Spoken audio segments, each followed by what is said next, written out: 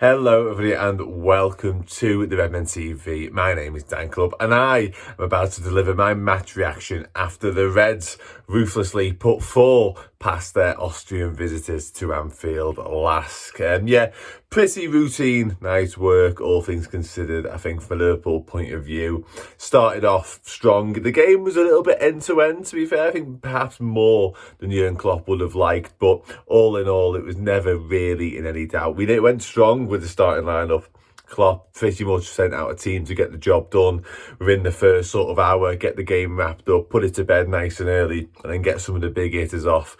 And that's how it worked out, to be fair, worked out perfectly. Obviously, we didn't allow ourselves the room for manoeuvre in terms of making loads of sweeping wholesale changes because of the defeat in Toulouse. It would have been nice to come into it with a little bit more of a cushion, more of a luxury to be able to do so, but that wasn't possible. So Klopp did go strong with his starting lineup, a couple of inclusions that maybe in an ideal world he wouldn't have had to have done, but yeah, he went out there to get the job done, and of course he has done it. Liverpool opened the scoring when Luis Diaz headed home a really well taken goal, actually. Joe Gomez with the assist. Diaz starts to move on the edge of the box and continues his run into the area, and yeah, finishes brilliantly. And Diaz has got a knack at the minute of scoring with his head in particular. Did it on international duty with Colombia, and of course got that goal at Luton that meant so much. So yeah, here, really nice goal actually from Liverpool's point of view. And some of footy was actually really good in and around the area, especially really intricate one-touch play. The couple of half chances before we did eventually break the deadlock, and yeah, it really was a joy to watch. And the second goal is similar in that sense, actually. It's Cody Gakpo this time. He's involved in the build-up as well. Salah ends up getting the assist.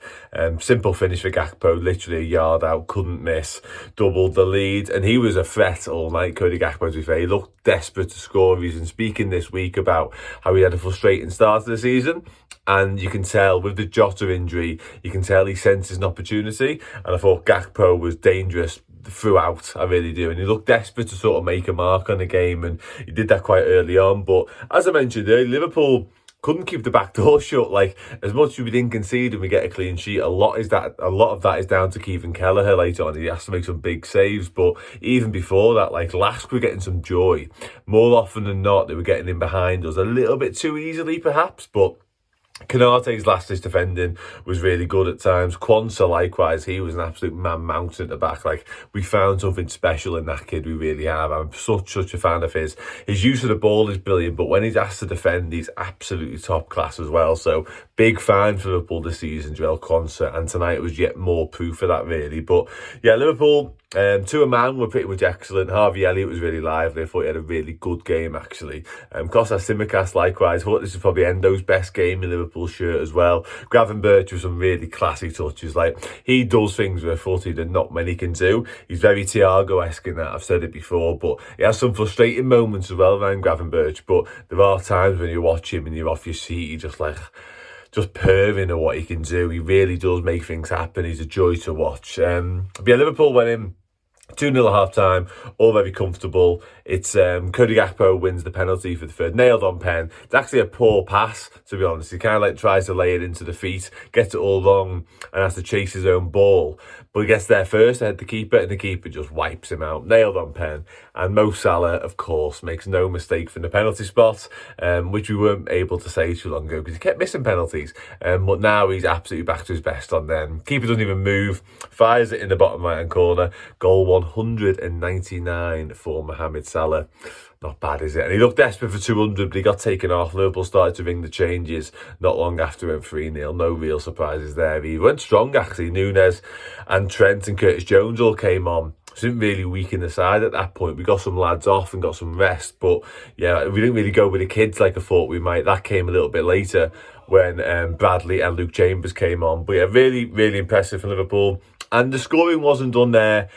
Just when you thought the game was sort of winding down, everyone had all like their 3-0s done and dusted, ready to go home. Cody Gakpo mentioned he was desperate for goals. He showed that as well later on. quite selfishly could have laid it off once or twice beforehand, kept going for the shot, and this time it paid dividends. Really nice pass from Trent into his feet. Gakpo shifts it onto his right foot and absolutely smashes it home.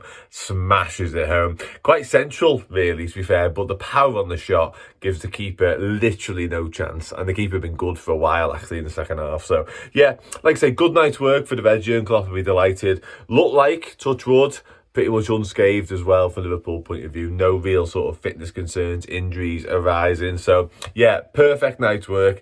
As it stands, Liverpool qualify in top spot as well, because Toulouse were drawing their game with Union. So that should mean we are through and in first place, which is massive because it means you skip that round of 32 playoff nonsense with the teams from Champions League who finished third in their group, and you go straight into the last 16, which isn't until March. So a nice big break from European action is perfect. And also it means that when we do travel to Belgium to face Union, we can make as many changes as we like, and it really won't matter. And we've got such a good squad now that I'm confident we can go there and win the game. Anyway, so happy days, up the Reds. Loads more post-match content to do as ever. Yeah, I don't think I've missed anyone out. Really good performance from Liverpool, to a man.